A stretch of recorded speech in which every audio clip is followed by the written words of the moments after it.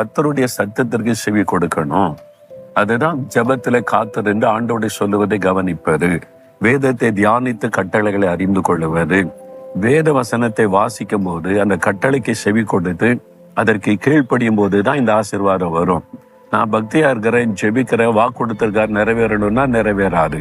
நம்ம கவனமாய் கர்த்தருடைய கட்டளைகளின்படி நடக்கணும். நீங்க ஸ்டூடெண்டா இருந்தா வாலிபர்களுக்கு கொஞ்சம் கட்டளைகளுக்கு கீழ்ப்படியணும். நீ ஒரு வேலை செய்து கொண்டிருந்தா வேலையில எப்படி நடக்கணும்ன்ற கட்டளைக்கு கீழ்ப்படியணும். நீங்க பிசினஸ் செய்து கொண்டிருந்தா பிசினஸ் மேன் எப்படி இருக்கணும் ஆண்டு சொல்லி இருக்கிறார், அதன்படி நடக்கணும். ஒரு ஊழியக்காரனா இருந்தா ஊழியக்காரர் இப்படிதான் இருக்குன்னு கர்த்தர் சொல்லி இருக்கிறார், அதற்கு கீழ்ப்படிஞ்சாதான் அந்த ஊழிய ஆசீர்வதிக்கப்படும். இல்லாட்ட சும்மா நடக்கும், அவ்வளவுதான். இது மாதிரி தான் நிறைய பேர் முழுமையான ஆசீர்வாதத்தை பெறாததற்கு காரணம் கர்த்தர் என்ன சொல்லி இருக்கிறார் என்பதை கவனித்து நடக்க ஒப்பு கொடுக்காதனாலதான் ஆசீர்வாதம் இல்லை. இன்னைக்கு உங்களுடைய வாழ்க்கையில நீங்க கர்த்தருடைய சத்தத்திற்கு செவி கொடுத்து கீழ்ப்படிவதற்கு அர்ப்பணித்துக் கொள்ளுங்க.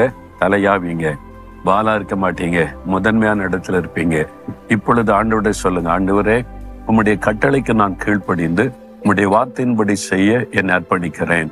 என்னோடு பேசும், வழி நடத்தும். நீர் வாக்கு கொடுத்தபடி என்னை தலையாக்கி முதன்மையான இடத்தில் வைப்பீர் என்பதை விசுவாசிக்கிறேன். இயேசுவின் நாமத்தில் அந்த ஆசீர்வாதத்தை சுதந்திரித்துக் கொள்கிறேன். ஆமேன், ஆமேன்.